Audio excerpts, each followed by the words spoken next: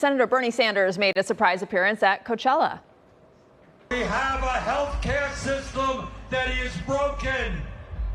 We are the only major country not to guarantee healthcare to all people. It's kind of an unexpected appearance. The Vermont politician introduced singer-songwriter Claire O. In a short speech, she urged people to take political action, touching on healthcare, economic issues, and women's rights. Joining us now is Jane Kim, who is the California Working Families Party director, to talk more about where the party is right now. Good morning. Good morning. Thanks for having me. Thanks for being with us. So before he appeared at Coachella, he held a rally in downtown LA. Congresswoman Alexandria Ocasio-Cortez was with him. 36,000 people attended. This progressive branch of the party is tapping into something that used to be almost a little bit fringe within the party. Well, we saw with Sanders' biggest rally in his career in Los Angeles that California is truly Senator Sanders' home. He won the state in 47 out of 53 congressional districts in March of 2020.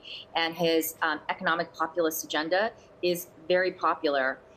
This is something that we really believe is a majoritarian position of Californians across the state, not just in places like LA and the Bay Area, but even the Central Valley and the Inland Empire, Orange County and San Diego.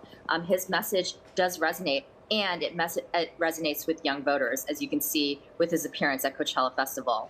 Well, let's talk about quickly, sorry to interrupt you, but let's quickly talk about that populism, because that used to be, for people like Bernie Sanders, a populism, the working party, the working class would gravitate toward the Democratic Party. But now they're gravitating toward Donald Trump. Well, we're seeing this slight shift amongst voters across all demographics.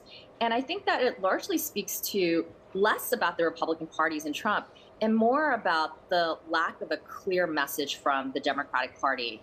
In 2024, when we were knocking on doors, most voters could name the agenda that Trump was standing for. Very few could say what the Democratic Party was standing for. And I think that absence is what we see as leading to the re-election of President Trump this past November. And what Senator Sanders is leaning into, which is a message about how to actually uplift everyday working people with Medicare for all, tuition-free public college, raising the minimum wage, is actually the agenda that is going to get people out to vote for the Democratic Party again. And that's the message that he is spreading on his tour across the country right now.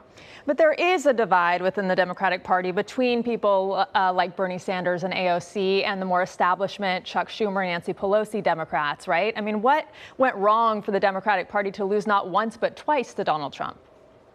I think it's the lack of vision. Most Americans support an economic populist agenda that Senator Sanders is running on. And that's why we saw Senator Sanders win California and come in first place in March of 2020. And this is what Working Families Party is fighting for, is to actually bring forward a party that is speaking to the issues that people care about. People are struggling here in California. We have one of the most expensive housing crises in the country. We're seeing the price of everything from gas, groceries, and healthcare go up. And people want to see government step in and make a difference. And Bernie Sanders is speaking to that message, and the Democrats are not following, even though we see how popular this is. Yeah, I mean, California has been run by Democrats, and still Californians are dealing with these issues you're talking about. Have they been fighting hard enough and dirty enough to make a dent and take on the Republicans? Is it time now for the gloves to come off, in your opinion? That's the million-dollar question, I think, for Democrats today.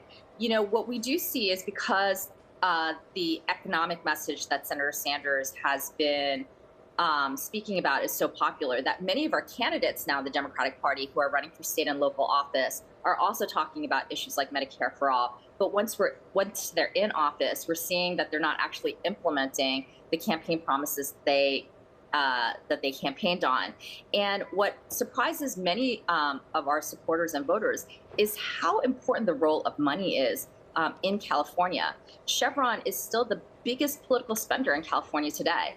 And big realtors, big pharma, all continue to spend millions and millions of dollars in Sacramento, and even in down ballot races like city council and board of supervisors across the state, really stopping this agenda, even in the super blue state of California. And that is what Bernie Sanders and Working Families Party is really trying to fight up against. All right. Well, Jane Kim, thank you so much for being with us, providing us a little context. We appreciate your time. Thank you.